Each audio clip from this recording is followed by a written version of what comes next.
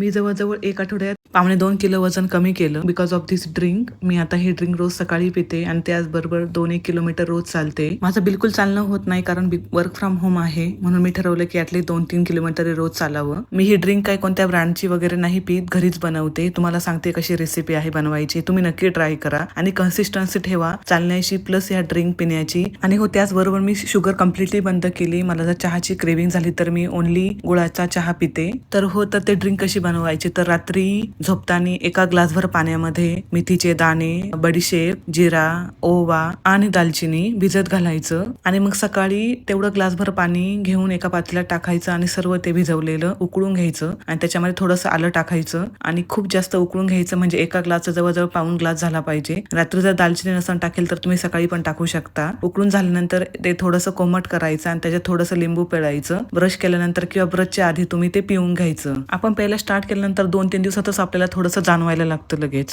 तर आम्हाला संध्याकाळी माझ्या नंदेच्या घरी जायचं होतं कारण त्यांच्या सुवासनी होत्या आणि गंगाजल पूजन पण होतं. आम्हाला सर्वांना बोललं होतं पण मी पण थोडंसं लवकर केलं. हे पण लवकर आले, राघवचं वगैरे आवरलं आणि मग आम्ही निघालो तिकडे. माझ्या ह्या नंदेचे कार्यक्रम सगळे आम्हीच अटेंड करतो कारण गावावरून घरच्यांना येणं पटापट शक्य नाही होत. ऍक्च्युली मला ना 8 ननंद आहेत, त्यातल्या 5 गावालाच दिलेल्या आहेत तिकडं आणि एक इकडं या पुण्यात दिल्या आहेत, अशा 6. आणि दोघींची अजून लग्न बाकी आहे. त्यातल्या एक राणी त्या राघवला सांभाळतात आणि ज्या छोट्या आहेत त्या अजून कॉलेजला जातात. ओ गाई, चिल चिल चिल. हे फक्त माझ्या सासऱ्यांच्या मुली आहेत असं नाही, मला टोटल 3 सासरे आहेत, त्यांच्या सगळ्या या मुली आहेत. आमची जॉईंट फॅमिली आहे हो, म्हणून तर सांगते मी.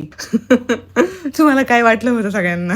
ओके, मग आम्ही त्यांच्या घरी निघालो. गंगापूजन वगैरे दुपारीच झालं होतं पण सुवासनी संध्याकाळी होत्या म्हणून आम्ही संध्याकाळीच निघालो कारण दिवसभर आम्हाला ऑफिस असल्यामुळं जाता नाही आला आम्हाला गंगापूजनला. मग आम्ही तिथे पोहोचलो, दर्शन वगैरे घेतली, पूजा वगैरे ऑलरेडी मांडलेली होती. आणि हो, मला जे करायचं असतं ते सगळं राघवला करायचं असतं. मी जे सगळं काही करीन ते पण तो सेम करतोय माझ्यासोबत. ओके, मग सगळ्या लेडीज वगैरे आल्या होत्या. मग आम्ही जेवण करायला वगैरे बसलो. मग ते रूढी परंपरानुसार आम्हाला हळदी कुंकू लावून ते सगळं पाया वगैरे पडणं ते सगळं झालं आणि मग आम्ही छान जेवण केलं. सुवासिनी म्हटल्यानंतर जेवणामध्ये पुरणपोळीच बनवली होती. जेवण वगैरे झाली. मग आम्ही घरी आलो. घरी आल्यानंतर राघवला भूक लागली. राघवने तिथं काहीच खाल्लं नाही. हे खाय ते खाय, तरी पण त्याने काहीच खाल्लं नाही. मग त्याला छान बेसन पिठामध्ये पालक टाकून पराठे बनवले आणि मग मी ते खाऊ घातले. असा होता माझा दिवस. भेटूया नेक्स्ट मिनी ब्लॉग मध्ये, तोपर्यंत बाय.